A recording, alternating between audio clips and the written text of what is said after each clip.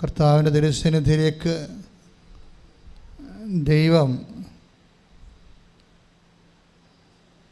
ഈ പ്രയാസത്തിൻ്റെ കാലത്ത് ദൈവം നിങ്ങളെ പ്രത്യേകം വിളിച്ചതാണെന്നും എപ്പോഴും ഓർക്കണം. രണ്ട് കാര്യം ഓർക്കണം. ഒന്ന്, കർത്താവിൻ്റെ തിരുസന്നിധിയിലാണ് നമ്മൾ എത്തപ്പെട്ടിരിക്കുന്നത്. അത് ദൈവം എന്നെ പ്രത്യേകം ഈ അഴിഞ്ഞ കാലത്ത് എന്നെ വിളിച്ചതാണ്.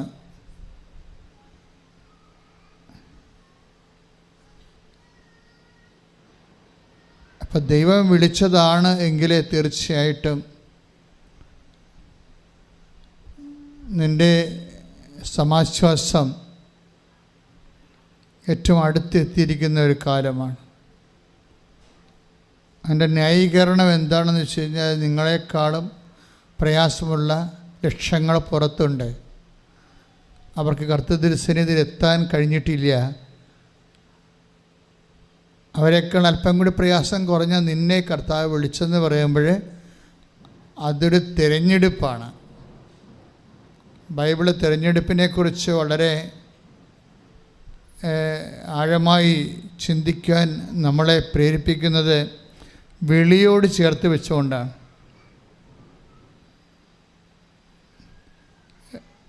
ദൈവം നേരിട്ട് വന്നിങ്ങനെ കൈകാട്ടി വിളിക്കത്തില്ലെന്ന് നമുക്കറിയാം. പക്ഷെ ദൈവം വിളിക്കുമെന്ന് നമുക്കറിയാം. ദൈവം വിളിക്കുന്നത് പലപ്പോഴും നമ്മൾ തിരിച്ചറിയണത് നമ്മൾ ദൈവതിരുസന്നിധിയിൽ വരുന്നതും വേദനയുടെ അടിസ്ഥാനത്തിലാണ്. ക്ലേശത്തിൻ്റെ, രോഗത്തിൻ്റെ, കടങ്ങളുടെ, പീഡകളുടെ, ഞെരുക്കത്തിൻ്റെ, ഇല്ലായ്മകളുടെയൊക്കെ ഒരടിസ്ഥാനത്തിലാണ്. അപ്പോൾ വേദന പലപ്പോഴും വിളിയായിട്ട് മാറാറുണ്ട്. വേദന തന്നെയാണ് വിളി. വേറൊരു വിളിയില്ല. നിനക്ക് എന്തെങ്കിലും തരത്തിലുള്ള വേദനയുണ്ടോ, അത് ദൈവവിളിയായിട്ട് നീ തിരിച്ചറിയണം. എന്താ അങ്ങനെ പറയാൻ കാരണം എന്ന് ചോദിച്ചാൽ, ഈശോ അധ്വാനിക്കുന്നവനെ, ഭാരം വഹിക്കുന്നവനെ നിങ്ങൾ എൻ്റെ അടുത്ത് വരിക എന്ന് ഈശോ വിളിച്ചിട്ടുണ്ട്. എന്തിനാണ് വിളിച്ചിരിക്കുന്നത് എന്ന് അവിടെ ആ വചനത്തിൽ പറയുന്നുണ്ട്. ഞാൻ നിങ്ങളെ ആശ്വസിപ്പിക്കാം. അതാണ് എല്ലാ ദൈവവിളികളുടെയും ഒരടിസ്ഥാനപരമായ ലക്ഷ്യം ആശ്വാസമാണ്. വിശുദ്ധ മത്തായി സുവിശേഷം 11:28-29 വചനങ്ങൾ. ശ്രുതികട്ടെ ഹല്ലേലൂയ.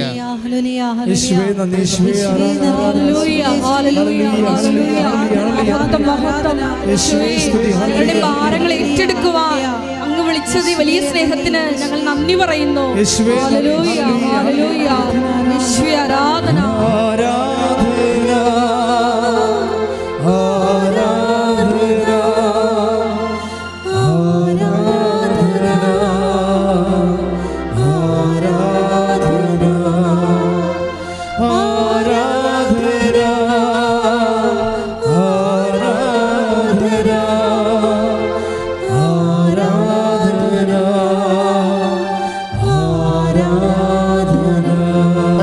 പരമദിവ്യകാരുണ്യത്തിന് ആരാധനയും സ്തുതിയും പുകഴ്ചയും ഉണ്ടായിരിക്കട്ടെ. വചനം കേൾക്കാം. മത്തായി 11:28-29 തിരുവചനങ്ങൾ. അധ്വാനിക്കുന്നവരും അധ്വാനിക്കുന്നവരും ഭാരം വഹിക്കുന്നവരുമായ നിങ്ങളെല്ലാവരും എന്റെ അടുക്കൽ വരുവിൻ. ഞാൻ നിങ്ങളെ ആശ്വസിപ്പിക്കാം.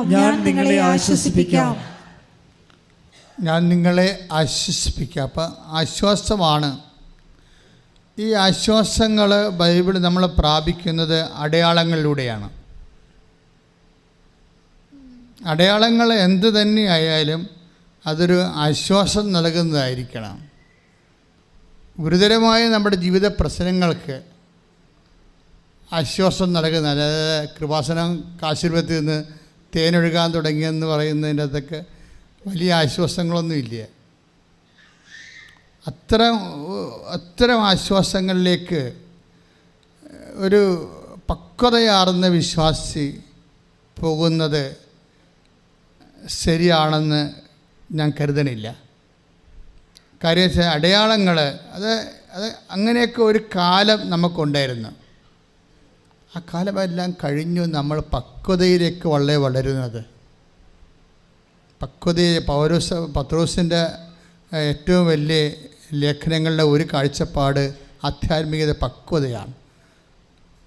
ബാല്യപാഠങ്ങൾ പിന്നിട്ട് നമുക്ക് പക്വതയിലേക്ക് റീഡിറ്റ്.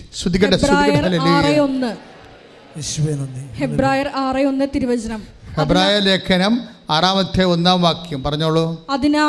അതിനാൽ ക്രിസ്തുവിന്റെ വചനത്തിന്റെ പ്രഥമ പാഠങ്ങൾ പിന്നിട്ട് നമുക്ക് പക്വതയിലേക്ക് വളരാം. പക്വതയാർന്ന ഒരു സാക്ഷ്യമാണ് ഉടമ്പടി സാക്ഷികളിൽ നിന്ന് വരേണ്ടത്, സാക്ഷ്യം ലഭിക്കേണ്ടത്. കാരണം ഇപ്പോൾ ഉടമ്പടി എടുക്കുന്ന ആൾക്കാർക്ക് പെട്ടെന്ന് അവർക്ക് നീ നടക്കേണ്ട വഴി നിൻ്റെ മുഖത്ത് നോക്കി ഞാൻ നിന്നെ ഉപദേശിക്കുമെന്ന് പറഞ്ഞിട്ടുള്ള വചനങ്ങളില്ലേ, അതെല്ലാം വാഗ്ദാനങ്ങളാണ്. 32:8 വായിച്ചോളൂ. സങ്കീർത്തനം. സ്തുതിക്കട്ടെ ഹല്ലേലൂയ. ഞാൻ നിന്നെ ഉപദേശിക്കാം എന്ന് പറഞ്ഞ ഞാൻ നിന്നെ ഉപദേശിക്കാം, നീ നടക്കേണ്ട വഴി കാണിച്ചു തരാം. ഞാൻ നിന്റെ മേൽ ദൃഷ്ടി ഉറപ്പിച്ച് നിന്നെ ഉപദേശിക്കാം.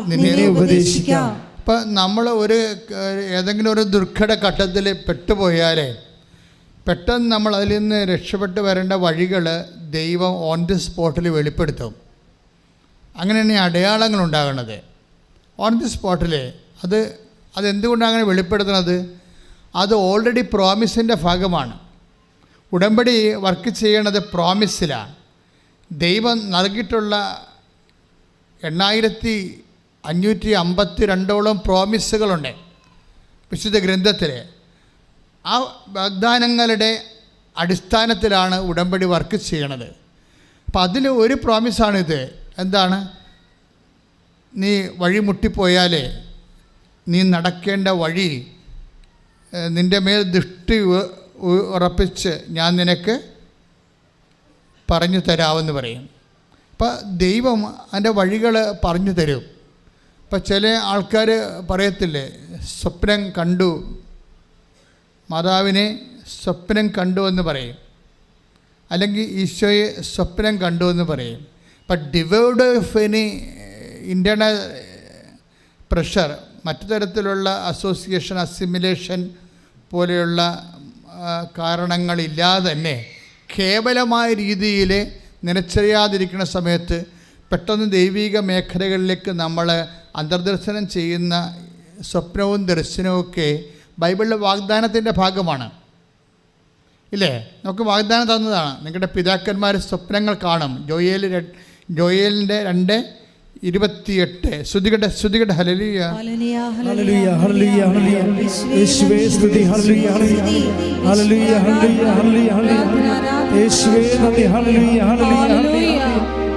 മഹത്വം, ആരാധന. ജോയേൽ 2:28 വായിച്ചോളൂ. അന്ന് ഇങ്ങനെ സംഭവിക്കും. അന്നിങ്ങനെ സംഭവിക്കും. എല്ലാവരുടെയും മേൽ എന്റെ ആത്മാവിനെ ഞാൻ വർഷിക്കും. നിങ്ങളുടെ പുത്രന്മാരും പുത്രിമാരും പ്രവചിക്കും. നിങ്ങളുടെ വൃദ്ധന്മാർ സ്വപ്നങ്ങൾ കാണും. യുവാക്കൾക്ക് ദർശനങ്ങൾ ഉണ്ടാവും. അപ്പോൾ സ്വപ്നങ്ങളും ദർശനങ്ങളും പരിശുദ്ധാത്മാവിൻ്റെ വരദാനങ്ങളുടെ ഭാഗമാണ്. അത് ഉടമ്പടി എടുക്കുമ്പോൾ തന്നെ പല ആൾക്കാരും പെട്ടെന്ന് ആ ഒരു ഡിവൈൻ മെല്യൂവിലേക്ക് അങ്ങോട്ട് വരും. നിങ്ങൾക്കറിയാമല്ല, കരിസ്മാറ്റിക് ഫോർമാറ്റ് അനുസരിച്ച് കൊണ്ട് അങ്ങനെ ഒരു മേഖലയിലേക്ക് പ്രവേശിക്കണമെങ്കിൽ കുറേ പടികളുണ്ട്. പ്രാരംഭ ധ്യാനം, വളർച്ചാ ധ്യാനം, അതിനുശേഷം ആന്തരിക സൗഖ്യധ്യാനം, അതിനുശേഷം പ്രാർത്ഥനാനുഭവ ധ്യാനം, 5ാമത്തെ ഘട്ടത്തിൽ വരദാനങ്ങളുടെ ധ്യാനം, കൗൺസിലിംഗ് കോഴ്സ്. ഇത്രയും സംഭവങ്ങളിലേക്ക് വരുമ്പോഴാണ് നമ്മൾ പൂർണ്ണമായിട്ട് ഒരു ഡിവൈൻ മെരീഡിലേക്ക് ഒരു വ്യക്തി എത്തിച്ചേരുന്നത്. പക്ഷേ ഉടമ്പടി എടുക്കുമ്പോൾ നിങ്ങൾ സത്യസന്ധമാണെങ്കിൽ, അത് പൂർണ്ണമായിട്ട് എടുക്കണമെന്നുണ്ടെങ്കിൽ ഈ പരിശുദ്ധാത്മാവിൻ്റെ വരദാനങ്ങളുടെ സ്വപ്നങ്ങളും ദർശനങ്ങളും അത് നീ നടക്കേണ്ട വഴിയായി നിൻ്റെ മുഖത്ത് നോക്കിയുള്ള ഉപദേശമായി സങ്കീർത്തനം 8:32 ജോയേൽ 2:28 പെട്ടെന്ന് നിങ്ങൾ ദൈവിക മേഖലയിലേക്ക് കടന്നു ചെല്ലണത് അനേകായിരങ്ങൾ ഇവിടെ സാക്ഷ്യം പറയുമ്പോൾ നമുക്ക് മനസ്സിലാകും ഉടമ്പടി മച്ച് മോർ ദാൻ ദാറ്റ് എന്ന്. അപ്പം അതാണ് പക്വതയെന്ന് പറയണത്. മനസ്സിലായില്ലേ? അതായത് നമ്മളെ ആധ്യാത്മികതയിൽ ഈടുവെപ്പുള്ളവരായിട്ട് വളർത്തണം. ഈടുവെപ്പുള്ള അതെന്തുമാത്രം ആധ്യാത്മികത ഈടുവെപ്പ് എന്ന് പറയുമ്പോഴേ സ്വാഭാവികമായിട്ടും നിങ്ങളെ കാണുന്ന ചില മൈന്യൂട്ടായിട്ടുള്ള ചില അടയാളങ്ങൾക്ക് അപ്പുറത്ത് അതിൻ്റെ ഒരു കാലം അങ്ങ് കഴിഞ്ഞു, എത്രയോ കാലം മുമ്പ് കഴിഞ്ഞു. നമ്മളെന്തിനാണ് പിന്നെയും പിന്നോട്ട് പോകണത്? ആധ്യാത്മികതയെ പിന്നോട്ടടിക്കരുത്, നമ്മൾ മുന്നോട്ടാണ് പോകേണ്ടത്. മുന്നോട്ട് പോകുമ്പോഴേ എന്താ സംഭവിക്കണത്? അവൻ്റെ നാമത്തിൽ വിശ്വസിക്കുന്നവർക്കെല്ലാം പറഞ്ഞേ, അവൻ്റെ നാമത്തിൽ വിശ്വസിക്കുന്നവർക്കെല്ലാം കൃപയ്ക്ക് മേൽ കൃപ, കൃപയ്ക്ക് മേൽ കൃപ ലഭിച്ചിരിക്കുന്നു. നമ്മൾ അതാണ് മുന്നോട്ടുള്ള പോക്കിൽ വരണത്. എന്താ വേണ്ടത് നമുക്ക്? കൃപയ്ക്ക് മേൽ കൃപ, ഗ്രേസ് അപ്പോൺ ഗ്രേസ്. അതാണ് യോഹന്നാൻ്റെ സുവിശേഷത്തിലെ 1:16-17. ശ്രദ്ധിക്കട്ടെ.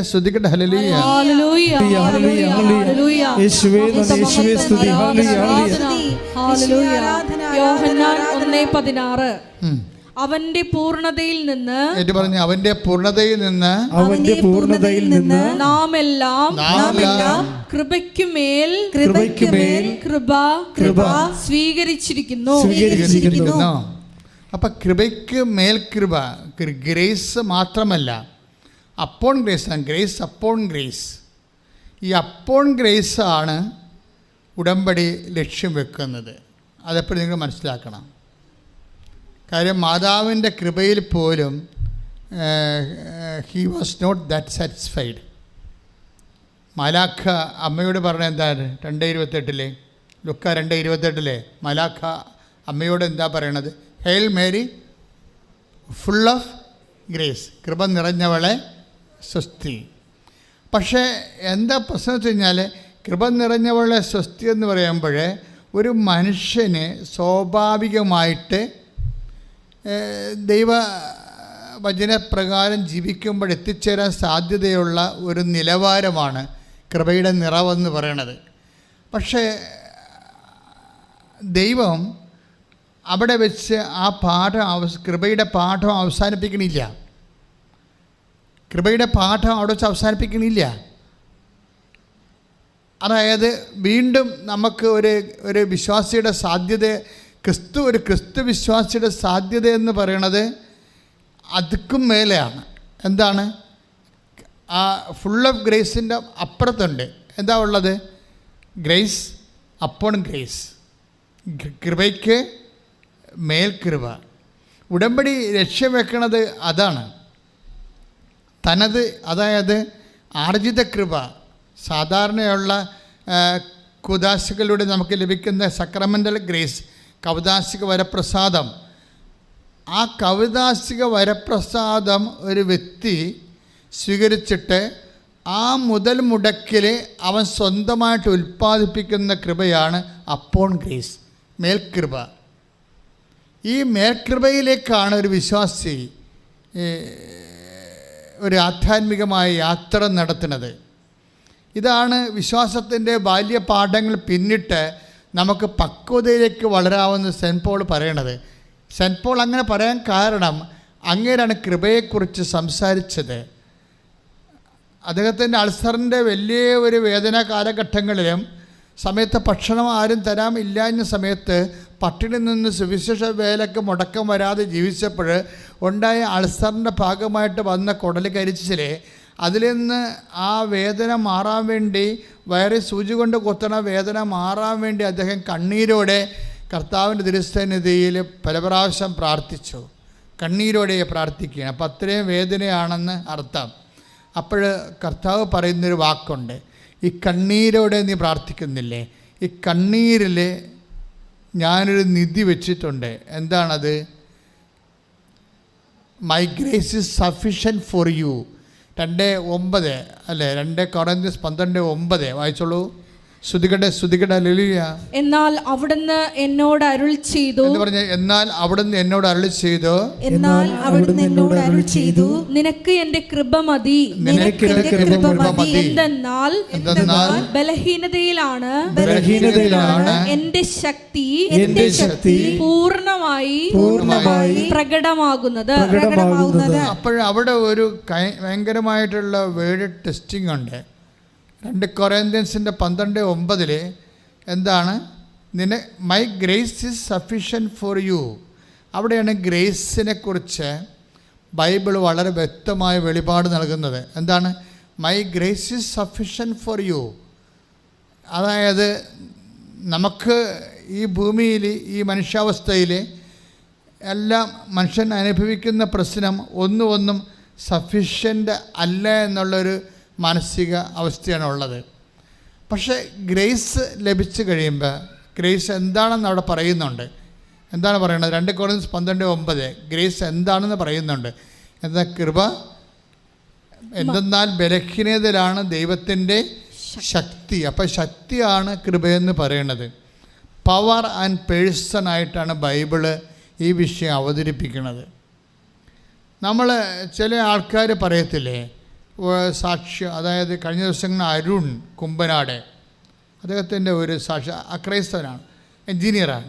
അപ്പോൾ അദ്ദേഹത്തിൻ്റെ സാക്ഷ്യമാണ് ഇപ്പോൾ കത്തി നീക്കുന്നത്. 3 ദിവസം കൊണ്ട് 85,000 പേരോളം ആ സാക്ഷ്യം കണ്ട്. അദ്ദേഹം അതിൽ പറയുന്ന കാര്യം, കണ്ണീരിൻ്റെ വലിയൊരു കാലം എനിക്കും എൻ്റെ അപ്പായ്ക്കും അമ്മയ്ക്കും ഉണ്ടായിരുന്നു. പക്ഷെ ആ സമയത്തെല്ലാം ദൈവം ഞങ്ങളെ നയിച്ചു. കർത്താവിൻ്റെ സാന്നിധ്യം വല്ലാണ്ട് അനുഭവിക്കുന്നുണ്ടായിരുന്നെന്ന്. അതാണ് അദ്ദേഹത്തിൻ്റെ ഒരു പക്ഷെ അത് ഭയങ്കര രസമാണ് കേൾക്കാൻ.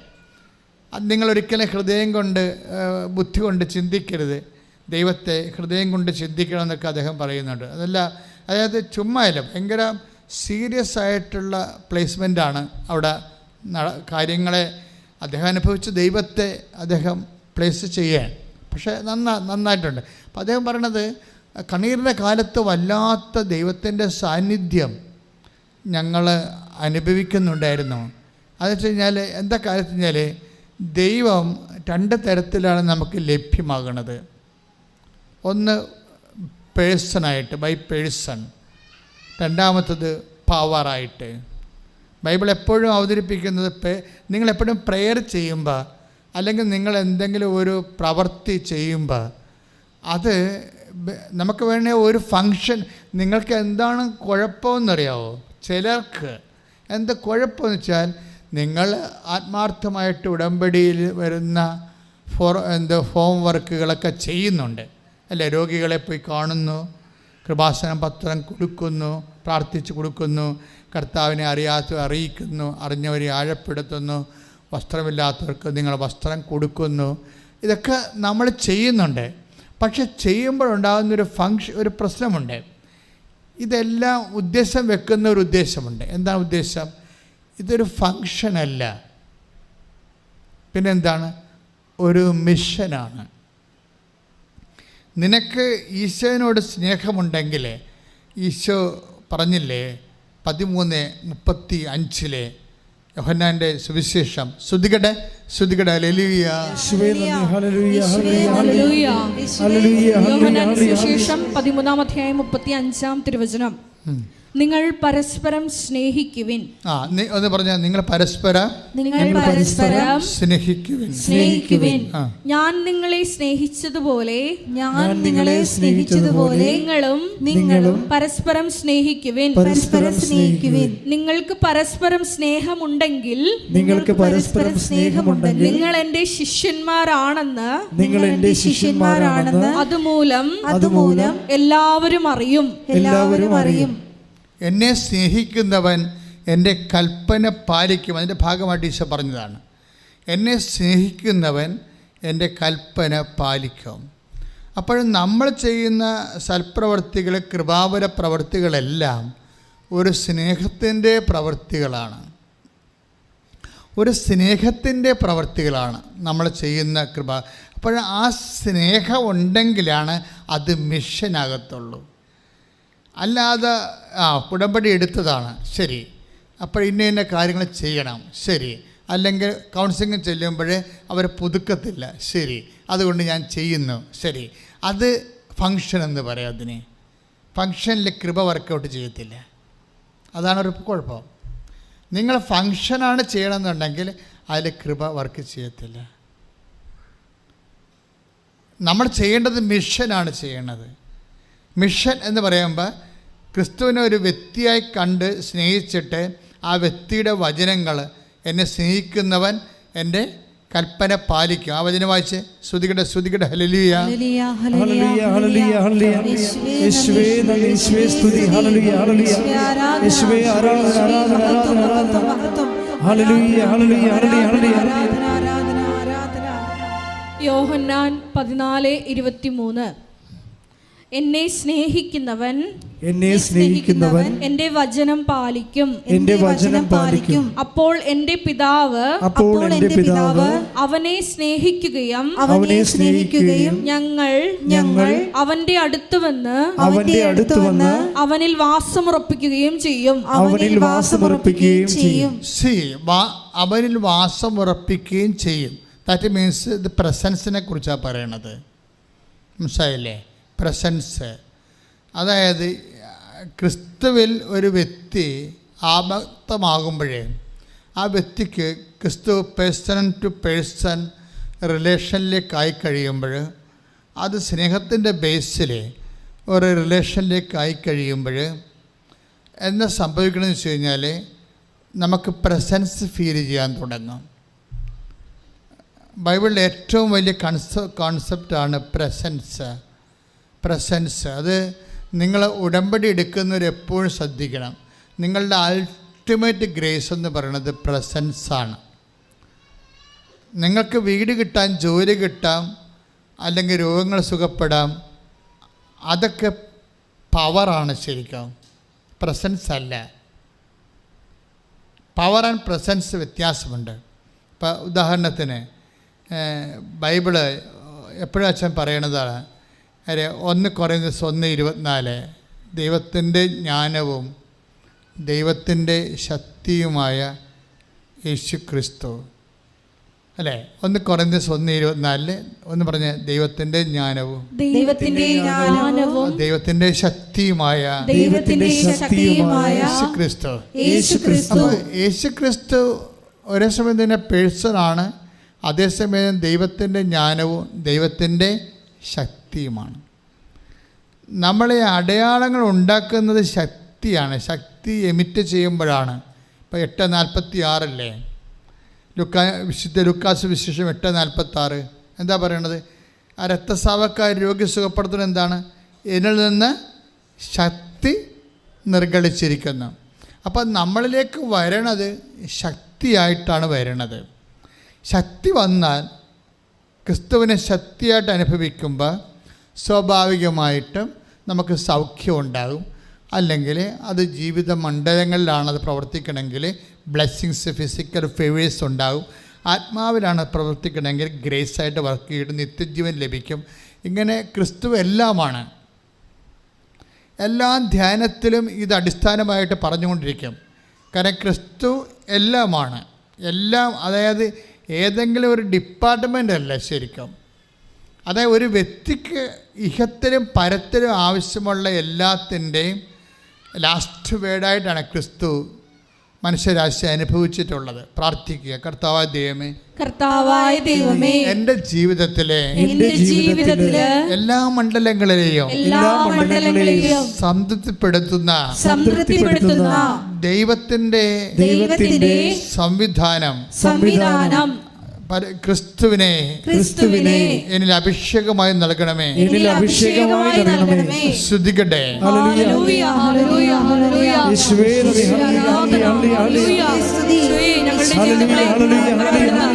എല്ലാം മഹത്വം ശക്തിയായി അഭിഷേകമായി നീ വന്നു നിറയണമേ. ആരാധനയും സ്തുതിയും പുകഴ്ചയും ഉണ്ടായിരിക്കട്ടെ. ഇപ്പോൾ അതായത് ഉടമ്പടിയുടെ അൾട്ടിമേറ്റ് എയിമിലേക്കാണ് നമ്മൾ ഇപ്പോൾ സഞ്ചരിച്ചുകൊണ്ടിരിക്കുന്നത്. അതിൽ 2 കാര്യങ്ങളുണ്ടെന്ന് പറഞ്ഞ്, ഒന്ന് ജീസസ് ഒരേ സമയം തന്നെ പേഴ്സൺ ആൻഡ് പവറാണ്. ആദ്യത്തെ അലോട്ട്മെൻറ്റ് പവറാണ്, സെക്കൻഡ് അലോട്ട്മെൻറ്റ് പേഴ്സൺ. പവർ കിട്ടിക്കഴിഞ്ഞപ്പോൾ തന്നെ പോയി കളയരുത്, പേഴ്സൺ വരുന്നുണ്ട്, അതെപ്പോഴും വെയിറ്റ് ചെയ്യണം. പവറെന്ന് പറയുമ്പോൾ അത് ഇപ്പോൾ ബോഡിയിൽ വരുന്ന പവർ അടിച്ചു കഴിഞ്ഞാൽ അത് ഹീലിംഗായി മാറും. ഇപ്പം എന്തും ആൾക്കാർ തന്നെ ഇപ്പോൾ ഉടമ്പടിയിലെ സൗഖ്യത്തിന് ജസ്റ്റ് 3 മിനിറ്റ്സ് മതി. ഇപ്പോൾ സാക്ഷ്യം കേൾക്കുമ്പോൾ നമുക്ക് മനസ്സിലാകും. എനിക്കറിയത്തില്ലായിരുന്നു, സാക്ഷ്യം കേൾക്കുമ്പോൾ നമുക്ക് മനസ്സിലാകും. Only 3 minutes prayer. അതിനുള്ളിൽ അല്ലാതെ വാരിക്കെട്ടി 2 മണിക്കൂർ 1.5 മണിക്കൂർ പ്രാർത്ഥനയില്ല, ജസ്റ്റ് 3 മിനിറ്റ്സ് പ്രെയർ. കാര്യം ഉടമ്പടിയുടെ ബേസിലാണ് ആ പ്രെയർ ചെയ്യണത്. അപ്പോൾ നമുക്ക് തന്നെ മനസ്സിലായിട്ടില്ല ഉടമ്പടിക്ക് എന്തുമാത്രം റേഞ്ചാണുള്ളതെന്ന്. ഇതിങ്ങനെ ഓരോ ആൾക്കാർ ഓരോ ദിവസവും ഇങ്ങനെ സാക്ഷ്യം ചൊരിയുമ്പോഴല്ലേ നമുക്ക് മനസ്സിലാവണത്. ഇത് നമ്മളൊന്നും പിടിച്ചാലിത് നിൽക്കത്തില്ല, അത് വേറെ ഒരു ലോകത്തിലാണ് നമ്മളെ കൊണ്ട് എത്തിക്കുന്നത്. എല്ലാ മനുഷ്യരുടെയും എല്ലാ വിഷയങ്ങളല്ലേ, ക്രിസ്തു എല്ലാമാണെന്ന് പറഞ്ഞാൽ കറക്റ്റല്ലേ ഉടമ്പടിയിലൊക്കെ മനസ്സിലാകണത്.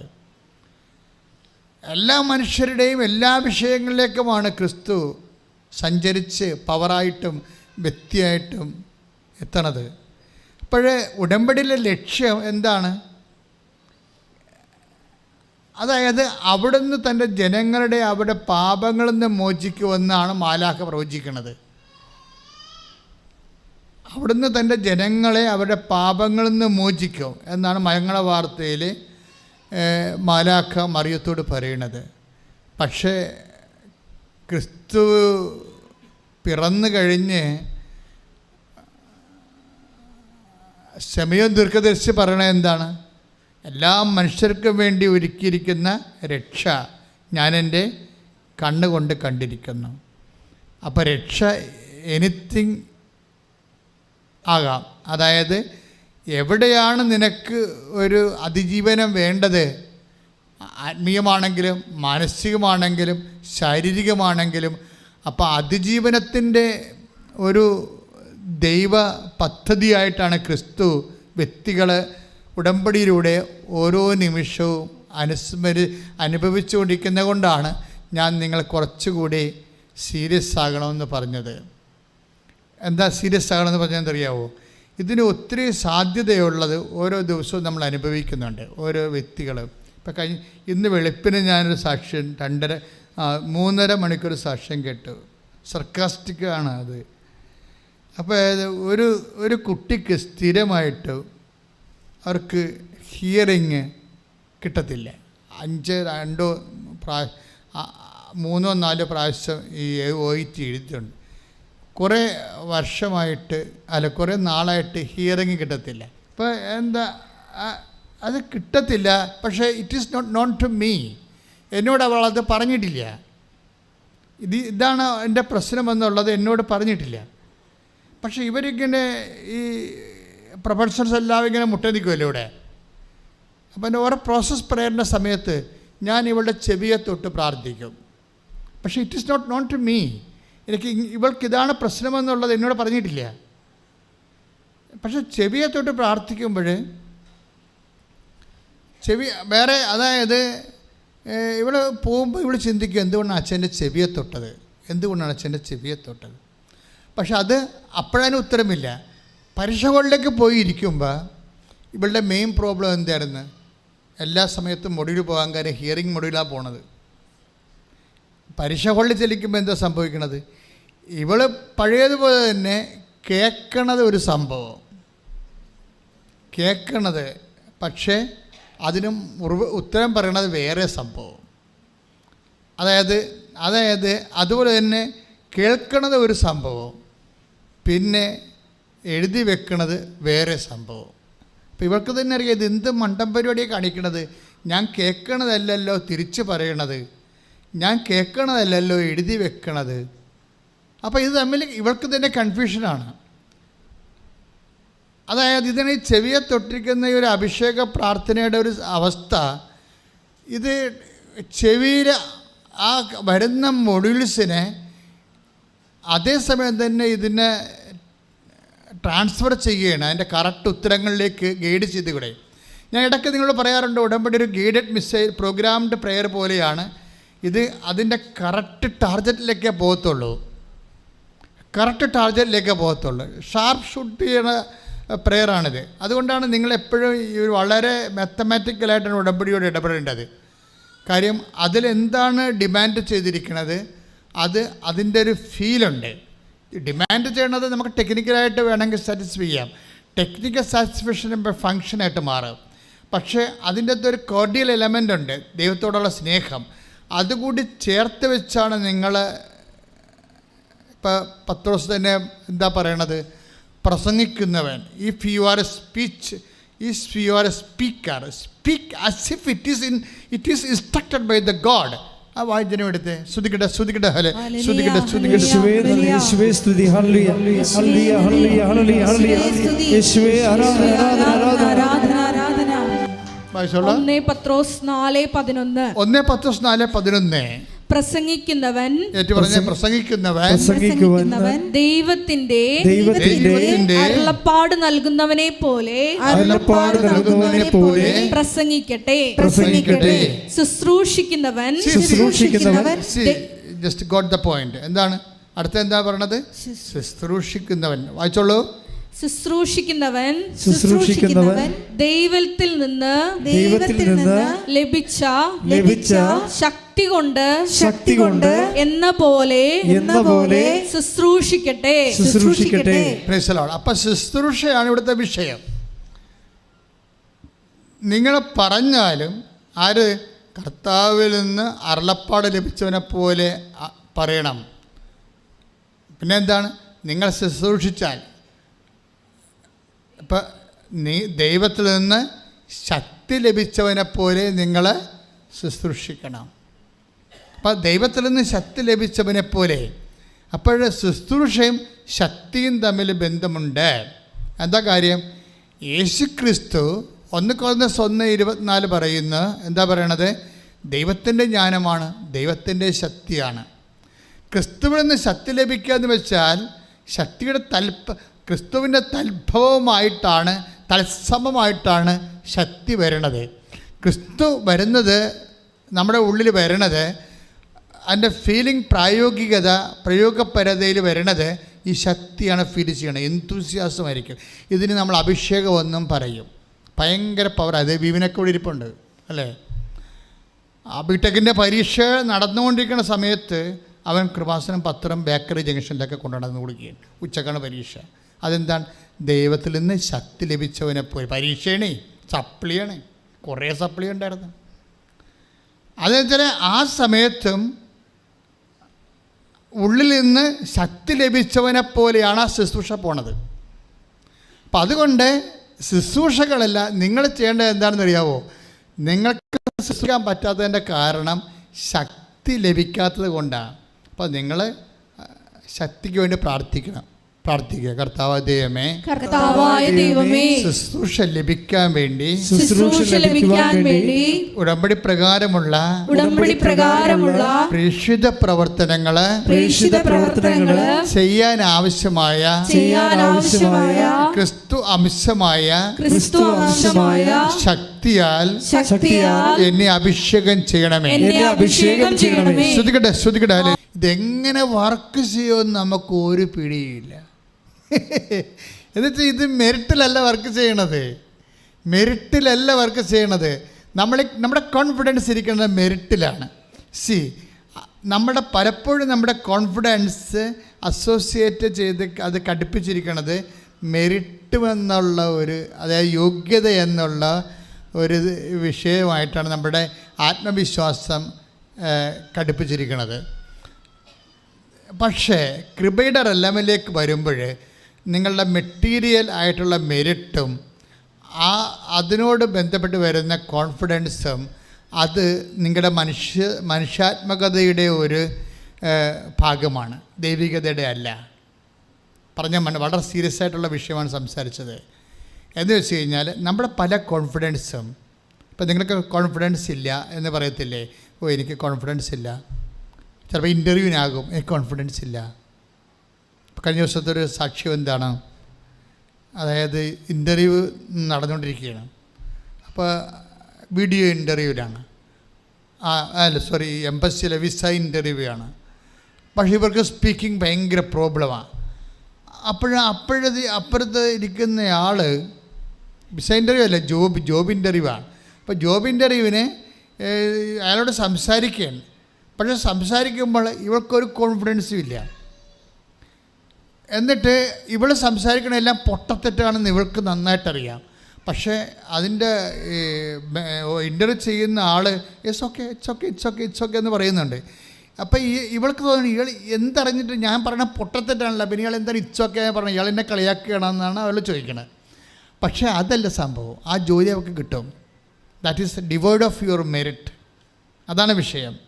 അതായത് നമ്മുടെ കോൺഫിഡൻസ്, നിങ്ങളെ കോൺഫിഡൻസ് എന്ന് പറയുന്ന നിങ്ങളുടെ ആത്മവിശ്വാസം, അത് നിങ്ങൾ അസോസിയേറ്റ് ചെയ്തിരിക്കുന്നത് നിങ്ങളുടെ മെറിറ്റുമായിട്ടാണ്. നിങ്ങളുടെ യോഗ്യത, മേ ബി കലിബർ, കപ്പാസിറ്റി, അത് ലാംഗ്വേജ് ആകാം, അല്ലെങ്കിൽ നിങ്ങളുടെ എന്തെങ്കിലും തരത്തിലുള്ള സർട്ടിഫിക്കറ്റ്സ് ആയിരിക്കും, അല്ലേ? നിങ്ങൾ നേടിയെടുത്ത കുറേ സർട്ടിഫിക്കറ്റുകൾ, ക്രാഷ് ആയിട്ടുള്ള കോഴ്സുകളിലൊക്കെ ഉണ്ടാക്കിയിട്ടുള്ള സർട്ടിഫിക്കറ്റുകളായിരിക്കും. അതാണ് നിങ്ങളുടെ കോൺഫിഡൻസ് എന്ന് പറയുന്നത്. പക്ഷെ നിങ്ങളുടെ കോൺഫിഡൻസ് നിങ്ങൾ നേടിയെടുത്ത നിങ്ങളുടെ മനുഷ്യ ശക്തിയിൽ അടിസ്ഥാനപ്പെടുത്തിയുള്ള നിങ്ങളുടെ നേട്ടത്തിനേക്കാൾ ഉപരി ബിബ്ലിക്കൽ കോൺഫിഡൻസ് വർക്കൗട്ട് ചെയ്യണത് നിങ്ങളിൽ വസിക്കുന്ന ദൈവത്തിൻ്റെ സാന്നിധ്യത്തിലാണ്. കൈയടിച്ച് കർത്താനത്തോടെ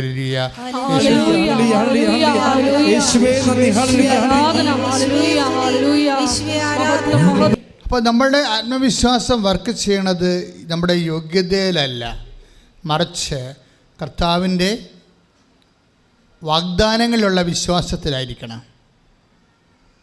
സങ്കീർത്തനം 44:3 എന്താ പറയണത്?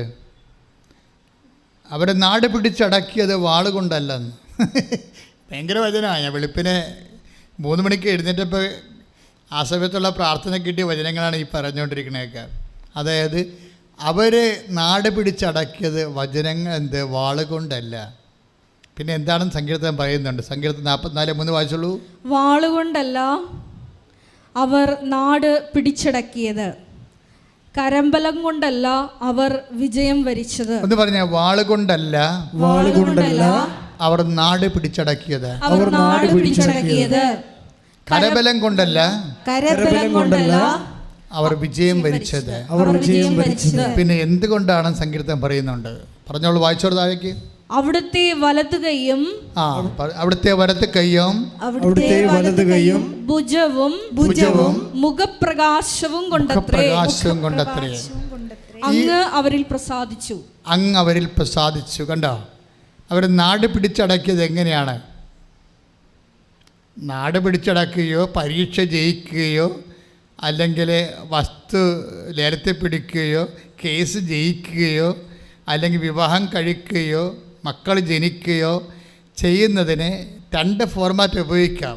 സ്വാഭാവികമായ എല്ലാവർക്കുമുള്ള ഒരു ജനറൽ ആയിട്ടുള്ള ഒരു ഫോർമാറ്റ് ഉപയോഗിക്കാം. പക്ഷേ നീ ജനറൽ കമ്പാർട്ട്മെൻറ്റിൽ വരുന്ന ആളല്ലല്ലോ. നിന്നെ ക്രിസ്തു സ്പെഷ്യൽ കമ്പാർട്ട്മെൻറ്റിലേക്ക് മാറ്റിയില്ലേ? അവൻ നിന്റെ വില കൊടുത്തു കഴിഞ്ഞപ്പോൾ നിന്റെ വീണ്ടെടുത്തപ്പോൾ കൈയിടിച്ച് ദിവ്യകാരണത്തിന് അപ്പൊ ക്രിസ്തുവിൽ വിശ്വസിക്കുന്നവൻ ഈ ജനറൽ കമ്പാർട്ട്മെന്റിൽ നിന്ന് മാറുകയാണ് കേട്ടോ, സ്പെഷ്യൽ കമ്പാർട്ട്മെന്റിലേക്ക് വരിക. അതുകൊണ്ട് ബൈബിള് പറയും ക്രിസ്തുവിലായിരിക്കുന്നവൻ പുതിയ സൃഷ്ടിയാണെന്ന്. സൃഷ്ടി തന്നെ മാറിപ്പോയതാണ്. ശ്രദ്ധിക്കട്ടെ. Hello, take the bad. ശ്രദ്ധിക്കട്ടെ. ഹല്ലേലൂയ ഹല്ലേലൂയ ഹല്ലേലൂയ ഹല്ലേലൂയ ഹല്ലേലൂയ യേശുവേ ആരാധന ആരാധന ആരാധന. ശ്രദ്ധിക്കട്ടെ ശ്രദ്ധിക്കട്ടെ. ഹല്ലേലൂയ. 5:17 വായിച്ചോളൂ. ക്രിസ്തുവിൽ ആയിരിക്കുന്നവൻ പുതിയ സൃഷ്ടിയാണ്, പഴയത് കടന്നുപോയി, ഇതാ പുതിയത് വന്നു കഴിഞ്ഞു. വേഴ്സിക്കൽ 2 കൊരിന്തോസ് 5:17. 2 കൊരിന്തോസ് 5:17 ഏറ്റു പറഞ്ഞേ. ക്രിസ്തുവിൽ ആയിരിക്കുന്നവൻ പുതിയ സൃഷ്ടിയാണ്. That means it's a different person. ക്രിസ്തുവിലായിരിക്കുന്നവൻ എങ്ങനെയാണ് പുതിയ സൃഷ്ടിയാകണത്? അവൻ ജനറൽ കമ്പാർട്ട്മെൻറ്റിൽ നിന്ന് മാറി. ജനറൽ കമ്പാർട്ട്മെൻറ്റ് എന്തൊക്കെ സംഭവിക്കണത്? അത് മെറിറ്റിലാണ് വർക്ക് ചെയ്യണത്. ക്രിസ്തുവിലായിരിക്കുന്നവന് ഗ്രേസിലാണ് വർക്ക് ചെയ്യണത്. മെറിറ്റിൽ എന്താ കുഴപ്പം? അവർ നാട് പിടിച്ചടക്കിയത് വാളുകൊണ്ടല്ല അല്ലേ? നാടൊക്കെ പിടിച്ചെടുക്കുന്നത് വാളുകൊണ്ടല്ലേ? അതാണ് മെറിറ്റെന്ന് പറയണത്. പിന്നെ എന്താണ്? അവർ വിജയിച്ചത് കരബലം കൊണ്ടല്ല, മസിൽ പവർ കൊണ്ടല്ലെന്ന്. കരബലം അല്ലേ? Money power, muscle power. ഈ ലോകത്ത് ഓരോ കാര്യങ്ങൾ നടക്കുന്നത് എങ്ങനെയാണ്? മണി പവർ അല്ലേ? അല്ലെങ്കിൽ മസിൽ പവർ കൊണ്ടാണ്. അപ്പോൾ ഇതൊക്കെ മണി പവർ ഉള്ളവന് കോൺഫിഡൻസ് ഉണ്ട്, മസിൽ പവർ ഉള്ളവന് കോൺഫിഡൻസ് ഉണ്ട്. ഇത് രണ്ടും ഇല്ലാത്തവർക്ക് കോൺഫിഡൻസ് ഇല്ലെന്നല്ല. ഇത് രണ്ടും ഇല്ലാത്തവന് ഇരട്ടി കോൺഫിഡൻസ് ഉണ്ട്. The confidence of Jesus Christ കൈയടിച്ച് കർത്താവ്. എന്തുകൊണ്ടാണ് ഇപ്പോൾ 2 Corinthians 5:17 പറഞ്ഞില്ലേ? ക്രിസ്തുവിലായിരിക്കുന്നവൻ ഒരു പുതിയ സൃഷ്ടി ആയിരിക്കുന്നു. ആ പുതിയ സൃഷ്ടി ആകണ എങ്ങനെയാണ്? അതെന്തുകൊണ്ടാണ്? പവർ റലം മാറിയിട്ട് പേഴ്സണിലേക്ക് വരും. ഇപ്പം പേഴ്സൺ, വ്യക്തി.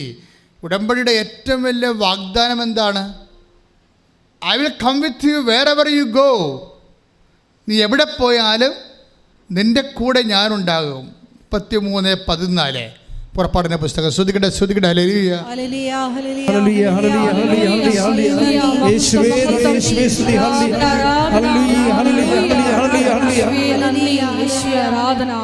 പുറപ്പാട് 33:14. ഞാൻ തന്നെ നിന്നോട് കൂടെ വരികയും, ഒന്ന് പറഞ്ഞേ, ഞാൻ തന്നെ നിന്നോട് കൂടെ വരികയും നിനക്ക് ആശ്വാസം നൽകുകയും ചെയ്യും. അപ്പോൾ ഇപ്പം നമ്മൾ 11:29 കണ്ട വചനമില്ലേ? അധ്വാനിക്കുന്നവനെ, ഭാരം വഹിക്കുന്നവനെ, നിങ്ങളെൻ്റെ അടുത്ത് വരിക, ഞാൻ നിങ്ങളെ ആശ്വസിപ്പിക്കാമെന്ന് പറയണത് ഒരാശ്വാസം ഒരു സർവീസായിട്ട് കൊടുക്കുകയല്ല. ഇത് comfort we feel from Jesus Christ, the result of his presence. അവൻ നമ്മുടെ കൂടെ വരുന്നത് കൊണ്ടാണെന്നാണ് ഇപ്പോഴും ബൈബിൾ വ്യാഖ്യാനിക്കുന്നത്. എന്താ കാര്യം? ഞാൻ തന്നെ, പുറപ്പാട് 33:14, ഞാൻ തന്നെ നിങ്ങളുടെ കൂടെ വരികയും. എങ്ങനെയാണ് വരണത്? ഉടമ്പടി പ്രകാരമാണ്. ഉടമ്പടിയുടെ പാക്കേജിലുള്ള വാഗ്ദാനങ്ങളാണ്. ഞാൻ തന്നെ നിങ്ങളുടെ കൂടെ വരികയും, പറഞ്ഞേ, ഞാൻ തന്നെ നിങ്ങളോട് കൂടെ വരികയും നിങ്ങൾക്ക് ആശ്വാസം നൽകുകയും ചെയ്യും. എവിടെയൊക്കെ വരും? കോടതി വരും, തോക്കാൻ പോണ കേസിൻ്റെ സമയത്ത് വരും. നിന്നെ പ്രതിയാക്കി കേസ് കൊടുത്തിട്ടില്ലേ? അവിടെ വരും. വാഗ്ദാനത്തിലുള്ളതാണ്. പരീക്ഷ ഹോളിൽ ആരും വരാൻ പറ്റത്തില്ല. എൻ്റെ അമ്മമാരൊക്കെ മക്കൾ പരീക്ഷ എഴുതാൻ പോകുമ്പോൾ വരാന്തപ്പോൾ ഇരുന്ന് കൊന്തയെല്ലാം കണ്ടിട്ടില്ലേ? അവർക്ക് അകത്ത് കയറാൻ പറ്റത്തില്ല. പക്ഷേ ആള് അകത്ത് കയറും. എത്ര മക്കളാണ് ഇവിടെ കരഞ്ഞുകൊണ്ട് ഇവിടെ സാക്ഷ്യം പറഞ്ഞിരിക്കണത്? കർത്താവ് അമ്മ വന്ന് എനിക്കെല്ലാം പറഞ്ഞു തന്നെന്ന്. നമുക്ക് അതൊക്കെ ഓർക്കും, ഇതൊക്കെ ഒരു ഹാലൂസിനേഷനാണ്, ഇല്യൂഷനാണ് എന്നൊക്കെ ഓർക്കും. കാര്യം വല്ലാത്ത പറച്ചിലാണ് ഇവർ പറഞ്ഞു കൂട്ടണതേ. ഞാനിങ്ങനെ ഇപ്പോൾ കഴിഞ്ഞ ദിവസം ഒരു ബിടെക് ആയിട്ടുള്ള ഒരു വിദ്യാർത്ഥിയുടെ സാക്ഷ്യം കേട്ടപ്പോൾ അയാളുടെ പ്രശ്നം വെച്ച് കഴിഞ്ഞാൽ, അയാൾ പറയണത്, എനിക്ക് എപ്പോഴും ഞാൻ ചില 5-6 വിഷയത്തിൽ ഞാൻ തോക്കും എപ്പോഴായാലും. അതെന്ത് തോക്കണം വെച്ച് കഴിഞ്ഞാൽ, എനിക്ക് എൻ്റെ ഹാൻഡ് റൈറ്റിങ് അത്ര ശരിയല്ല. ഒന്ന്. രണ്ടാമത്തത്, എനിക്കിങ്ങനെ ചിന്തിക്കേണ്ടി വരും. ഓരോ ചോദ്യം കേൾക്കുമ്പോഴും ഞാനിങ്ങനെ ചിന്തിക്കും. അങ്ങനെ ചിന്തിച്ച് എഴുതി ഒരു പാവപ്പെട്ടവൻ പകുതി ആകുമ്പോൾ തന്നെ പരീക്ഷയ്ക്ക് മണിയടിക്കും, തീർന്ന്. അപ്പോഴേ 20 മാർക്ക് അല്ലെങ്കിൽ 50 മാർക്കിൻ്റെ ചോദ്യം എഴുതാൻ പറ്റത്തില്ല. അതാണ് അദ്ദേഹത്തിൻ്റെ പ്രശ്നം. അദ്ദേഹത്തിന് സമയം, അതായത് ചിന്തിച്ച് എഴുതണ കാരണം അദ്ദേഹത്തിന് സമയം കിട്ടുന്നില്ല. അതുകൊണ്ട് അദ്ദേഹം സപ്ലി അടിച്ച് മരിക്കുകയാണ്. പക്ഷേ അയാൾ ഉടമ്പടി എടുത്ത് കഴിയുമ്പോൾ ഇയാൾ പറയണ വർത്താനം ആ സാക്ഷ്യം കിടപ്പുണ്ട്. അതായത്, ഞാൻ ക്വസ്റ്റ്യൻ പേപ്പർ തുറന്നപ്പോൾ തന്നെ അമ്മ ഡിക്റ്റേഷൻ തുടങ്ങിയെന്ന്. നമുക്ക് കണ്ണ് നിറഞ്ഞു അത് കേൾക്കുമ്പോൾ. ഞാൻ ക്വസ്റ്റ്യൻ പേപ്പർ തുടങ്ങിയപ്പോൾ തന്നെ അമ്മ ഡിക്റ്റേഷൻ തുടങ്ങി. എന്താണ്? അമ്മ സാന്നിധ്യമായിട്ട് ഇതിൻ്റെ ഉത്തരം പറഞ്ഞു തരാൻ തുടങ്ങി. എന്നിട്ട് ഇവ ഇങ്ങനെ എഴുതി, അതായത് എല്ലാ കൊല്ലം എഴുതുന്നതിനേക്കാളും 10 മിനിറ്റ് നേരത്തെ എല്ലാ ക്വസ്റ്റ്യനും ആൻസർ ചെയ്ത് വെച്ചിരിക്കണം, പേപ്പർ കൊടുത്തിരിക്കണം. ഇതിന് ടൈം ഷോർട്ടണിങ് എന്ന് പറയും, സമയച്ചുരുക്കാം. ഉടമ്പടിയുടെ ഒരു വാഗ്ദാനമാണ് സമയച്ചുരുക്കാം. ഇത്രയും നാൾ പുള്ളിയുടെ ഒരു കഴിവ് അത് ചിന്തിച്ച് ആലോചിച്ച് എഴുതണ കാരണം, എഴുതി ഒപ്പിക്കാൻ പറ്റാത്ത കാരണം കുറേ ക്വസ്റ്റ്യൻ വിട്ടു പോകുമായിരുന്നു. ഉടമ്പടി എടുത്തു കഴിഞ്ഞപ്പോൾ ഞാൻ തന്നെ നിൻ്റെ കൂടെ വരുമെന്ന് പറഞ്ഞല്ലോ, അത് ഉടമ്പടിയിലുള്ളതല്ലേ. അങ്ങനെ വേറെ ഒരു പ്രാർത്ഥനയ്ക്കും ഇല്ലല്ലോ, അതിന് വേറെ ഒരു പ്രാർത്ഥനയ്ക്കും അങ്ങനെ അഷുറൻസ് ഇല്ല. I will come with you എന്ന് പറഞ്ഞ അഷുറൻസ് ഇല്ല. ദിവ്യകുർബാന നമ്മൾ സ്വീകരിക്കുമ്പോൾ നമുക്ക് ദിവ്യകുർബാനയുടെ ഒരു സാന്നിധ്യമുണ്ട്, പക്ഷെ അത് അലൗകികമായ സാന്നിധ്യമാണ്. ഇതുപോലെ പ്രാക്ടിക്കൽ ഫീൽഡിൽ ഒരു പ്രകടനപരത വ്യക്തമല്ല. അത് കാര്യം അതിനു വേണ്ടിയുള്ളതല്ല. ദിവ്യകുർബാന നിത്യതയ്ക്ക് വേണ്ടി ദൈവം സ്ഥാപിച്ചതാണ്, അല്ല നമ്മുടെ അനുദിന ജീവിതത്തിൻ്റെ ആവശ്യങ്ങൾക്ക് അതിന് പ്രൈമറി ഫോക്കസിങ് ഉള്ളതല്ല. എപ്പോഴും നമ്മൾ ശ്രദ്ധിക്കണം. അത് കർത്താവ് വളരെ കൃത്യവും വ്യക്തവുമായി പറഞ്ഞിട്ടുള്ളതാണ്, നിത്യതയ്ക്ക് വേണ്ടിയുള്ളതാണ്. യേശുക്രിസ്തുവിൻ്റെ ഉയർപ്പ് പങ്കാളിത്തം നിനക്ക് ലഭിക്കണമെന്നുണ്ടെങ്കിൽ അവൻ്റെ വിശുദ്ധ ശരീരം നീ ഭക്ഷിച്ചുകൊണ്ട് നിൻ്റെ ആത്മാവ് അമർത്യത പ്രാപിക്കണം. അവൻ്റെ ഉത്ഥാനത്തിൻ്റെ പങ്കാളിത്തം നമുക്ക് ലഭിക്കണത് അതുവഴിയാണ്. അപ്പം അതുകൊണ്ട് തന്നെ ദിവ്യകുർബാന പങ്കെടുക്കുമ്പോൾ, ഇപ്പം നിനക്ക് കുർബാന സ്വീകരിക്കാൻ പറ്റാത്തൊരു അവസ്ഥയിലാണെങ്കിൽ പോലും ദിവ്യകുർബാനയെ പങ്കെടുക്കുമ്പോൾ ഞാൻ നിത്യതയ്ക്ക് വേണ്ടിയുള്ള കൂദാശയിൽ എൻ്റെ വിശ്വാസം പ്രഖ്യാപിക്കണം എന്നുള്ള ബോധത്തോടു കൂടിയാണ് നീ പങ്കെടുക്കണമെങ്കിൽ കർത്താവ് അതിൻ്റെ തനത് കൃപ നിനക്ക് തന്നിരിക്കാം.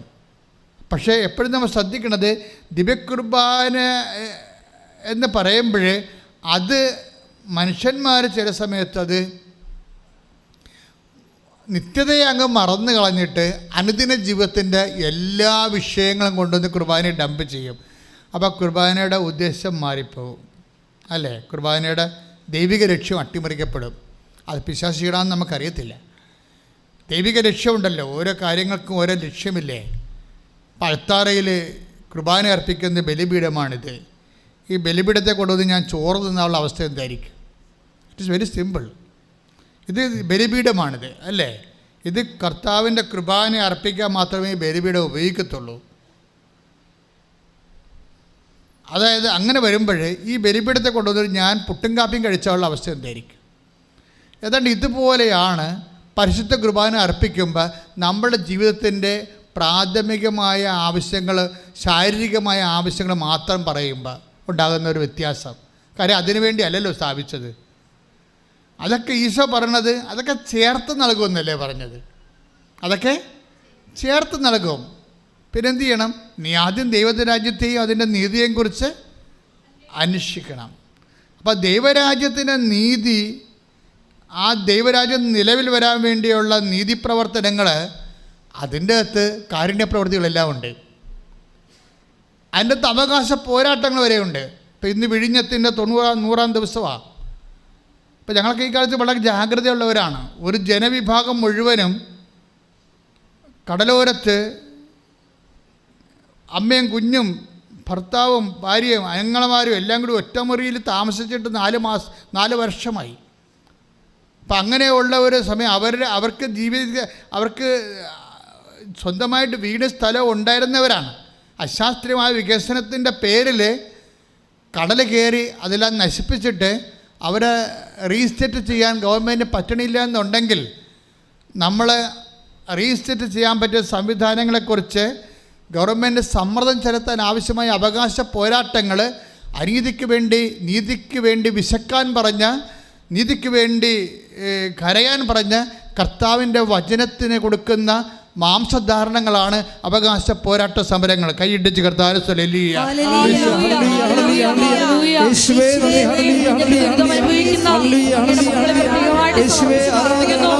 എത്രയും വേഗം നീതി നടത്തി കൊടുക്കണമേ എന്ന് പ്രാർത്ഥിക്കുന്നു. നന്ദി. യേശുവേ ആരാധന.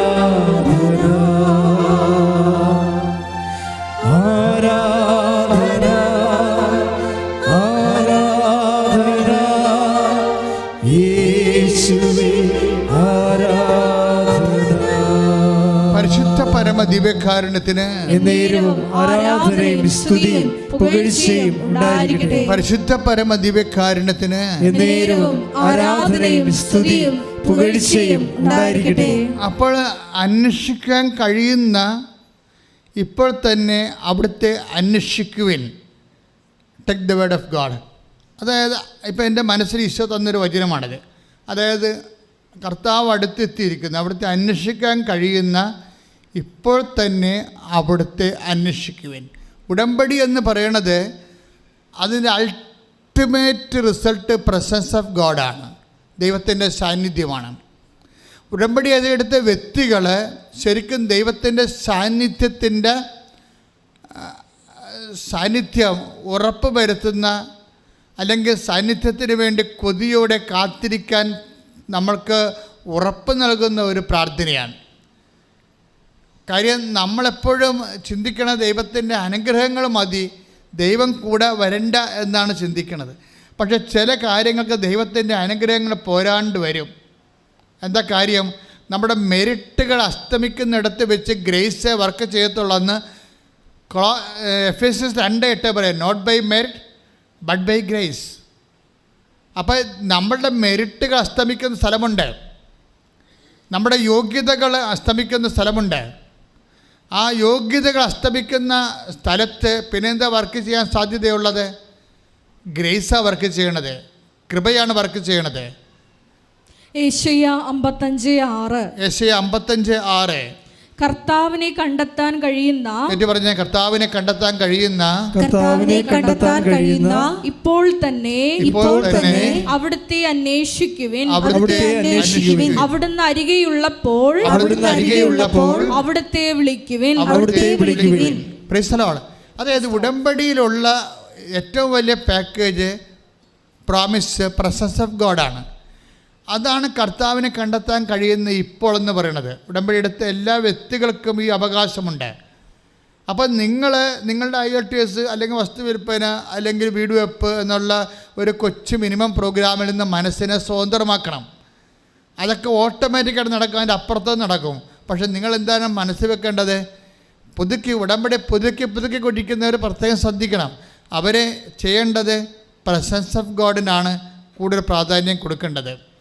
പ്രസൻസ് ഓഫ് ഗോഡിനെ കൊടുത്തു കഴിഞ്ഞാൽ എന്താ പറഞ്ഞാൽ അത് മെറിറ്റിലല്ല വർക്ക് ചെയ്യണത്, ഗ്രേസിലാണ് വർക്ക് ചെയ്യണത്. ഇപ്പം ഇപ്പം അനാർക്കിൻ്റെ മല്ലന്മാരെക്കുറിച്ച് പറയണില്ലേ ബൈബിള്? അനാർക്കിൻ്റെ മല്ലന്മാർ എന്താ, ഈ മോശ ജോഷുവയെ ഒക്കെ കാനാൻ ദേശം ഒറ്റുനോക്കാൻ വേണ്ടി വിട്ടില്ല. അവർ കീഴടക്കാൻ പോണ ദേശങ്ങളിലെ ജനങ്ങളുടെ വലിപ്പവും അവിടുത്തെ കൃഷിയും അവിടുത്തെ കോട്ടകളും സൈന്യവും തങ്ങൾക്ക് അവരെ കീഴടക്കാൻ പറ്റുമോ ഇല്ലയെന്നറിയാൻ വേണ്ടി ഒരു സ്പൈ വർക്ക് ചെയ്യാൻ വേണ്ടി മോസസ് വിടും. അപ്പോൾ മോസസ് വിടുമ്പോൾ അത് ഇവർ കാനാൻ ദേശത്തൂടെയൊക്കെ സഞ്ചരിച്ചിട്ട് പേടിച്ച് അരണ്ട് ഇവരിവിടെ വരും. എന്നുവെച്ചാൽ പറയും രാക്ഷസന്മാരാണ് അവിടെ ഉള്ളത്, അനാർക്കിൻ്റെ സന്താനങ്ങൾ അവിടെ ഉണ്ട്. അനാർക്ക് മല്ലനാണ്. പണ്ട് മല്ലന്മാർക്ക് പുരാതന മല്ലന്മാരുണ്ടല്ലോ ബൈബിളിൽ. അപ്പോൾ 8 അടി 9 അടിയൊക്കെ ഉള്ള മനുഷ്യർ, അത്തരം മനുഷ്യരെ അവരെ കണ്ടപ്പോൾ ഞങ്ങൾക്ക് തോന്നിയത് ഞങ്ങളെ വിട്ടിലാണെന്നാണ് തോന്നിയത്. അവർക്കും അങ്ങനെ തോന്നിക്കാണുമെന്ന് ഞങ്ങളെ കണ്ടപ്പോൾ. ഈ വിട്ടിലൊക്കെ എവിടെ പോകണമെന്ന് പിടിച്ചു തീരാൻ പറ്റില്ല, പേടിയാണെന്ന്. അപ്പോൾ നമുക്കത് അവിടെ അടുക്കാൻ പറ്റത്തില്ലെന്ന് പറയും. അപ്പം അടുക്കാൻ പറ്റത്തില്ലെന്ന് പറയുമ്പോൾ കലേബ് പറയുന്ന ഒരു വാക്കുണ്ട്. എന്താ പറയണത്? അടുക്കാൻ പറ്റത്തില്ല എന്നുള്ളത് ഒരു യോഗ്യതയുടെ വിഷയമാണ്. ഇത് മെറിറ്റിൽ വർക്ക് ചെയ്യത്തില്ല, പക്ഷേ ഗ്രേസിൽ വർക്ക് ചെയ്യും. കർത്താവ് അവരെ നമുക്ക് ഏൽപ്പിച്ച് തരുമെന്ന്, അതാണ് സംഭവം. അപ്പം നിനക്ക് അടുക്കാൻ പറ്റാത്ത സ്ഥലത്തേക്ക് കഴിഞ്ഞ ദിവസങ്ങളിൽ അരുൺ ഒരു സാക്ഷ്യം പറഞ്ഞ്. അരുണിൻ്റെ സാക്ഷ്യം എന്ന് വെച്ചാൽ അരുൺ ഒരു എൻജിനീയർ, അവൻ ഉടമ്പടി കൃത്യമായിട്ട് ഷാർപ്പായിട്ട് ഉടമ്പടി ഫോളോ ചെയ്യുന്ന ആളാണ്. അതിൻ്റെ വചനങ്ങളും അതിൻ്റെ നടപടിക്രമങ്ങളും അതിൻ്റെ പ്രവൃത്തി അളവെല്ലാം കൃത്യമായിട്ട് ഫോളോ ചെയ്യുന്നതാണ്. അപ്പോൾ അവനെ തൽക്കാലത്തേക്ക് ഒരു ഓവർസിയർ സൂപ്പർവൈസറായിട്ടൊരു കമ്പനിയിൽ നിയമിച്ച് കഴിയുമ്പോൾ മദ്രാസിലെ ആ കമ്പനിയുടെ അപ്പുറത്ത് R&D എന്നും പറഞ്ഞ് വേറൊരു സെക്ഷനുണ്ട്. അവിടെ ആർക്കും പോകാൻ പറ്റത്തില്ല. അരുൺ വർക്ക് ചെയ്യുന്നത് ഒരു സൂപ്പർവൈസറായിട്ടൊരു കമ്പനിയിൽ. ആ കമ്പനിയുടെ ഓപ്പോസിറ്റായിട്ട് R&D എന്നും പറഞ്ഞൊരു വലിയ ഹെഡിങ് എഴുതിയിട്ടുണ്ട് അവിടെ. അത് ഭയങ്കര പ്ലാന്റാണ്, റിസർച്ച്. അതായത് അവിടെ ചെല്ലാൻ ആർക്കും പറ്റത്തില്ല. അപ്പോൾ ഇവൻ പറയും, കർത്താവിനോട് പറയും, കർത്താവേ എനിക്കവിടെ പോകണമല്ല എന്ന് പറയും. ഞാനൊത്തിരി കൊതിച്ചിട്ടുണ്ട്, അവൻ എൻജിനീയർ അല്ലേ, അപ്പോൾ എനിക്കവിടെ പോകണം. പക്ഷേ എനിക്കവിടെ പറയാനോ ചോദിക്കാനോ അവിടെ കൊണ്ട് എത്തിക്കാനോ മെറിറ്റ് എനിക്കില്ല. എൻ്റെ കർത്താവ് എന്നെ സഹായിക്കണമെന്ന് പറയും. ഉടനെ R&D എന്ന് പറയുന്നത് എന്താണ്? ആ റിസർച്ച് ആൻഡ് ഡെവലപ്മെൻറ്റാണ്. അത് ഉന്നതമായ ശമ്പളത്തിൽ സയൻറ്റിസ്റ്റുകൾ വർക്ക് ചെയ്യുന്ന സ്ഥലമാണത്. ഒറ്റ മാസം കൊണ്ട് അവന് അരുണിന് കർത്താവ് അവിടെ ജോലി കൊടുക്കും. അതാണ് അത്. നമ്മൾ ഞെട്ടിപ്പോവാ സാക്ഷ്യം കേട്ട് കഴിഞ്ഞാൽ. നല്ല സൂപ്പർ സാക്ഷ്യമാണ്. അവൻ ആഗ്രഹിച്ച് ഈ ബോർഡ്, ഇപ്പം ഞാനും പറയണം, ഈ ബോർഡ് അവനെ കാണിച്ചത് കർത്താവാണ്. കാര്യം എന്താണ്? നീ കാണിക്കുന്ന ജനതയെ ഞാൻ നിനക്ക് തരും എന്ന് വെച്ച് കഴിഞ്ഞാൽ അതൊരു ആക്രാന്തമല്ല, മറിച്ച് അവൻ്റെ കലിബർ അനുസരിച്ച് അവനെ കിട്ടാനുള്ള അവകാശമുള്ള ഇടമാണത്. അപ്പം അത് അവൻ ആഗ്രഹിക്കുന്നത് കർത്താവിലാണ് ആഗ്രഹിക്കുന്നത്. അതാണ്. അതായത് അപ്പോൾ അനാർക്കിൻ്റെ മല്ലന്മാർ, വലിയ എൻജിനീയർമാരായിട്ടുള്ള മല്ലന്മാരാണത് കൈകാര്യം ചെയ്യണത്. ഇവൻ അവിടെ അശുവാണ്. പക്ഷേ അവൻ കർത്താവിനോട് ചോദിക്കുമ്പോൾ അവിടെ R&D വർക്ക് ചെയ്യാൻ കർത്താവ് അവന് ഒറ്റ മാസം കൊണ്ട് അവസരം കൊടുക്കണത്. നിങ്ങൾ ആ സാക്ഷ്യം ഒന്ന് രണ്ടാമത് കേൾക്കണം, നല്ലതായിരിക്കും തോന്നണം. കാര്യം ബൈബിളിൽ അന്ന് പറഞ്ഞത് തന്നെയാണ് ബൈബിൾ ഇന്നും പറയണത്, മാറ്റി പറയത്തില്ല. ബൈബിളിൻ്റെ ഗുണം അതാണ്. അതുകൊണ്ട് 22:6 നടപടി വെളിപാടിൻ്റെ പുസ്തകം. ശ്രദ്ധിക്കട്ടെ. ഹല്ലേലൂയ.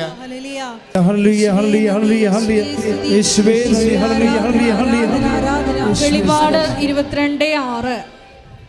അവൻ എന്നോട് പറഞ്ഞു, ഈ വചനങ്ങൾ വിശ്വാസയോഗ്യവും സത്യവുമാണ്. വെളിപാട് 22:6 അവൻ എന്നോട് പറഞ്ഞു. ഏറ്റു പറഞ്ഞേ, അവൻ എന്നോട് പറഞ്ഞു, ഈ വചനങ്ങള് വിശ്വാസയോഗ്യവും സത്യവുമാണ്. അപ്പൊ വചനം ഒരിക്കലും മാറ്റി പറയത്തില്ല. അന്ന് 4000 കൊല്ലം മുമ്പ് എന്ത് പറഞ്ഞു അത് തന്നെ ഇപ്പോഴും പറയണത്. അനാർക്കിന് പകരം എഞ്ചിനീയർ ആണെന്നേ വ്യത്യാസമുള്ളൂ. കാലം മാറുമ്പോഴുള്ള വ്യത്യാസമേ ഉള്ളൂ. ഇവിടെ വലിയ എഞ്ചിനീയർമാരും ശാസ്ത്രജ്ഞന്മാരായിരുന്ന മല്ലന്മാരുടെ സ്ഥലത്താണ് ഇവന് ഓഹരി വേണമെന്നാണ് ഇവൻ പറയണത്. ഇവൻ്റെ യോഗ്യത എന്താണ്? അവൻ്റെ യോഗ്യത ഉടമ്പടി മാത്രം. കൈയിടിച്ച് കർത്താവേ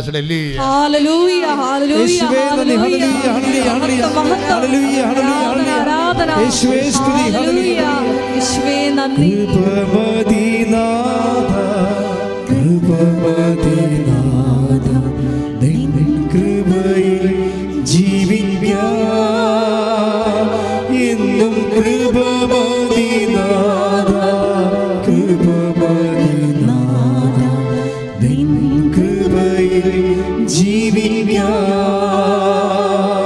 പരിശുദ്ധ പരമ ദിവ്യകാരുണ്യത്തിന് ആരാധനയും സ്തുതിയും പുകഴ്ചയും ഉണ്ടായിരിക്കട്ടെ. അരുണിന്റെ ഈ സാക്ഷ്യങ്ങളെല്ലാം നമ്മളെ കൊണ്ട് എത്തിക്കുന്നത് പ്രസൻസ് ഓഫ് ഗോഡിലാണ്. 33:14 പറഞ്ഞില്ലേ, അങ്ങ് ഞങ്ങളുടെ കൂടെ, ഞാൻ നിങ്ങളുടെ കൂടെ, വേറെവർ യു ഗോ, എവിടെ പോയാലും ഞാൻ നിങ്ങളുടെ കൂടെ വരും. അങ്ങനെ വന്ന് ഈശോ വാങ്ങിച്ചു കൊടുത്തൊരു ജോലിയാണത്. അതിനെക്കുറിച്ച് അവൻ കോൺഫിഡൻഷ്യലാണ് ആ കാര്യത്തിൽ. പക്ഷേ എന്താണ്, അന്ന് തന്നെ ഈ വചനത്തെക്കുറിച്ച്, ഈ വചനം ആദ്യം രൂപപ്പെട്ട് വന്ന സമയത്ത് തന്നെ ഇതിൻ്റെ റിസൾട്ട് പറയുന്നുണ്ട്. മോസസ് ഉടനെ, ഇത് മോസസിൻ്റെ ചെവിയിലെത്തുമ്പോൾ മോസസ് ഉടനെ പറയും ദൈവത്തോട്, ഞാൻ നിങ്ങളുടെ കൂടെ വരുമെന്ന് പറയുമ്പോൾ അതിൻ്റെ ഒരു റിസൾട്ട് എന്താണെന്ന് മോസസ് പറയും. എന്താ പറയണത്? അങ്ങ് ഞങ്ങളുടെ കൂടെ വരുമെന്നാണോ പറയണത്? അങ്ങ് ഞങ്ങളുടെ കൂടെ വന്നാൽ we will be a different people. ഞങ്ങൾ വ്യത്യസ്തരായിരിക്കുമെന്ന് കൈയിടിച്ച് കർത്താവേ ഹല്ലേലൂയ. 33:16 ശ്രദ്ധിക്കട്ടെ.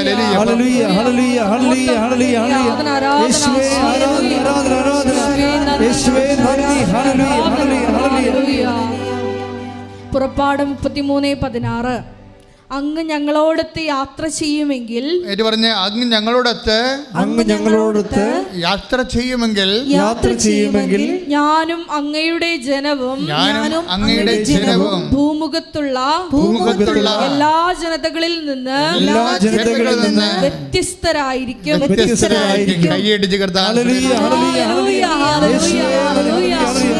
ഉടമ്പടിയിലൂടെ കലേബ് എങ്ങനെ പറയണത്? എല്ലാവരും പറഞ്ഞ മല്ലന്മാരും നമ്മളെ വെട്ടിലിനെ പോലെ പിടിച്ചു തിന്നുമെന്ന് പറയുമ്പോൾ പേടിച്ചു പോകും. നമുക്കും പേടിയുണ്ടാകത്തല്ലേ? സ്ഥലം ഇളക്കാൻ ചെല്ലുമ്പോൾ കഴിഞ്ഞ ദിവസം ഒരു സാക്ഷ്യമുണ്ട്, ഞാൻ ചിരിച്ചു പോയി. സ്ഥലം ഇളക്കാൻ ചെല്ലുമ്പോൾ കൈയും കാര്യം വെട്ടാൻ വേണ്ടി ആളെ നിൽപ്പുണ്ട്. അപ്പോൾ വെളുപ്പിനെയൊക്കെ പേടിയാണ്. നാളെ രാവിലെ വെളുപ്പിന് സ്ഥലം ഇളക്കലാണ്. അപ്പോൾ കൈയും കാര്യം വെട്ടാൻ വേണ്ടി അവിടെ ആൾക്കാർ നിൽക്കുകയും വെളുപ്പിന് എങ്ങനെ പോകും എന്നും പറഞ്ഞ് വിറച്ചു തെല്ലി ആണ് കിടക്കണത്. വെളുപ്പിനായപ്പോൾ ഒരു സ്വപ്നം, മാതാവ് അളവ് ചങ്ങലയും പിടിച്ച് നിൽക്കണം. മാതാവേ, അപ്പോൾ ഇവിടെ എഴുന്നേറ്റപ്പം തന്നെ ചാടി ഫ്രഷായി നേരെ പോയി. എന്താണ്? എൻ്റെ അമ്മ അവിടെ എനിക്ക് മുമ്പേ അളക്കാൻ ചെന്നിരിക്കുന്നു. കൈയിടിച്ച് കർത്താവ്.